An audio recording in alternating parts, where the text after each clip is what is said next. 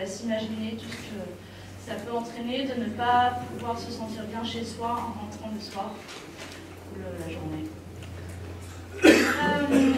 L'OMS a fait des recommandations sur des températures. Elle a surtout édité des températures critiques, c'est-à-dire qu'elle déclare qu'à 16 degrés,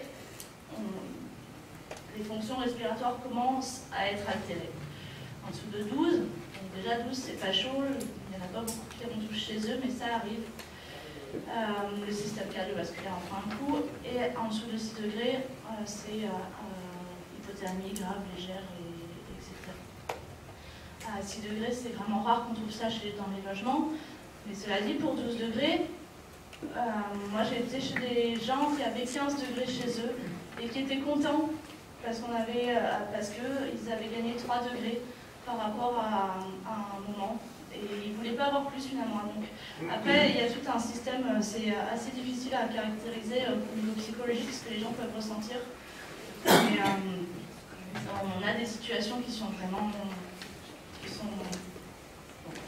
qui nous restent. Les solutions pour lutter contre la précarité énergétique, il y en a.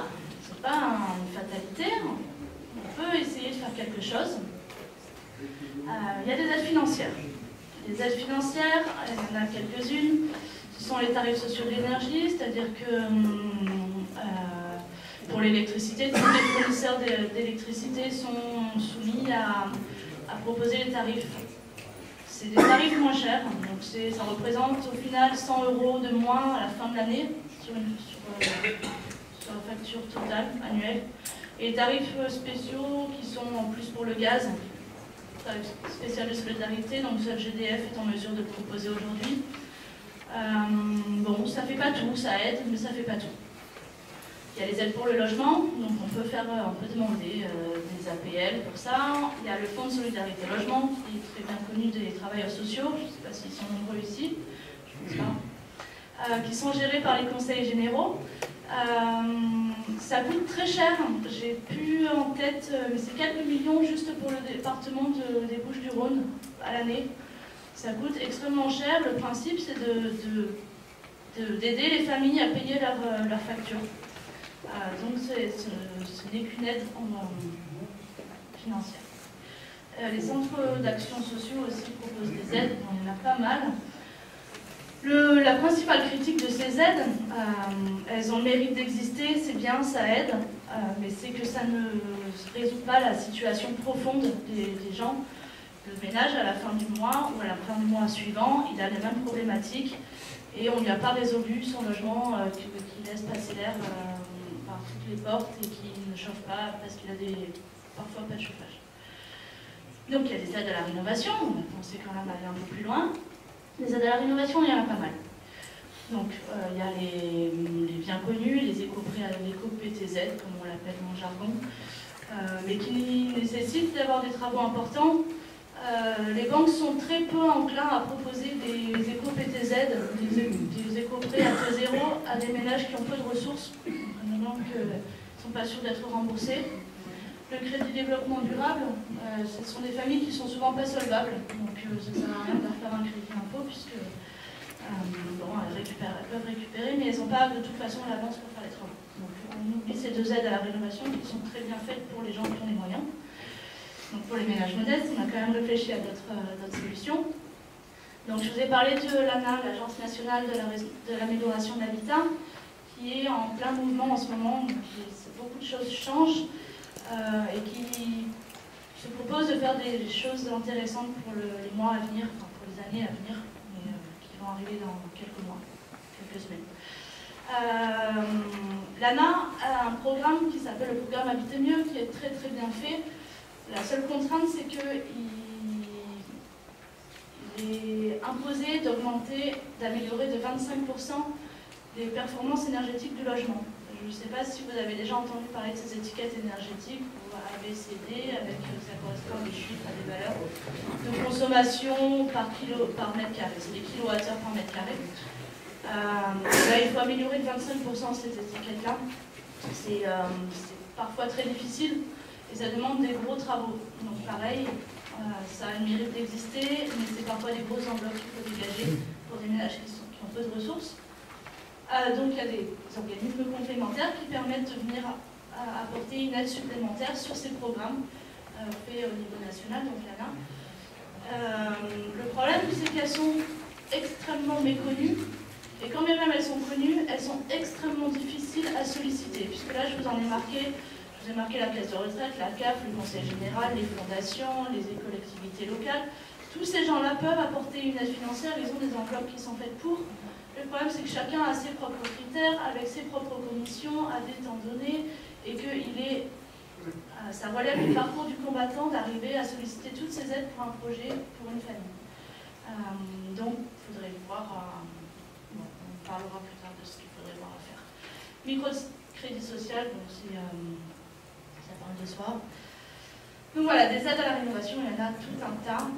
La faute de manquer, le problème c'est vraiment de les mettre en concordance. Donc il reste énormément de choses à faire pour aider ces familles à sortir de la précarité énergétique de manière durable. Des solutions, il y en a plein. Après, elles sont difficiles à mettre en place puisque ça demande quand même d'énormes moyens financiers. Mais on pourrait déjà s'atteler à regrouper toutes ces aides en un seul fonds d'aide. Ça pourrait déjà permettre de faciliter grandement l'émergence de dossiers de rénovation. Je ne parle pas des aspects réglementaires, d'imposer à des bailleurs de faire des travaux, puisque là on rentre dans des considérations qui sont assez compliquées. Mais ça pourrait être une très bonne solution. En termes techniques, aujourd'hui le gouvernement il nous parle de 280 000 rénovations par an. Je ne sais pas si vous vous rendez compte de ce que c'est, donc on ne parle pas que des gens en précarité énergétique dans ces rénovations-là. Mais c'est colossal. Et à mon sens, alors c'est parce que je prêche un peu pour ma paroisse, il serait intéressant d'essayer de réhabiliter les gens qui en ont le plus besoin. Donc, pourquoi pas essayer de passer par eux. Après, ce n'est pas les rénovations qui coûtent le moins cher, forcément. En termes techniques, on s'est aperçu dans notre métier, on va rencontrer les gens, on met en place des programmes expérimentaux avec les collectivités pour les aider à voir ce qui pourrait marcher ou pas marcher, quels sont les leviers et les freins pour rénover les logements pour les ménages modestes. On s'est aperçu qu'avoir un conseil neutre et gratuit pour les ménages, ça faisait beaucoup, puisque des démarches commerciales, ils en ont partout. Des entreprises qui viennent leur vendre des pompes à chaleur ou des entreprises qui leur disent que ça c'est la meilleure solution. Au bout d'un moment, ils perdent confiance et donc ils ne savent plus quoi faire et ils font pas grand-chose avec le peu d'argent qu'ils ont. J'ai marqué des programmes globaux de réhabilitation, c'était pour faire référence à l'Angleterre qui est très en avance sur cette question de précarité énergétique. Eux, ils sont partis du principe qu'ils sont allés dans des quartiers où ils savaient que les logements étaient plutôt passoires thermiques et ils ont décidé d'aller faire du porte-à-porte et d'aller rénover massivement des quartiers. Donc c'est des programmes qui coûtent cher, ils passent entre autres par des tiers financeurs, c'est-à-dire que le tiers financeur, c'est une entreprise qui va vous faire les travaux et il se paye sur les économies d'énergie que vous réalisez, grosso modo. C'est pas fait en soi. Bon, ça ne réduit pas la facture au final du ménage pour un temps, mais au moins les travaux sont faits et tout le monde utilise son compte. L'accompagnement à la maîtrise de l'énergie, contrairement à une idée reçue, les ménages en précarité énergétique ou les ménages vulnérables, modestes, comme on les appelle, ce ne sont pas les plus gros consommateurs d'énergie, en tout cas pas à cause du comportement. S'ils sont consommateurs, c'est parce qu'ils ont des appareils électroménagers défaillants ou des chauffages défaillants qui consomment beaucoup. C'est pas parce qu'ils laissent les fenêtres ouvertes ou qu'ils mettent 25 degrés chez eux. Donc après, ça peut exister des usages qui sont un petit peu discordants avec ce qu'il faudrait qu'ils soient, mais c'est pas la plus grosse partie de la facture. Voilà. Des solutions, il pourrait y en avoir plein d'autres. On peut en débattre si vous voulez avec plaisir. Je vois qu'on se lève, donc j'ai fini. Pardon, je croyais que j'avais plus de temps. Non, s'il y a encore une ou deux minutes, il faut y aller. On va débattre. D'accord. Merci.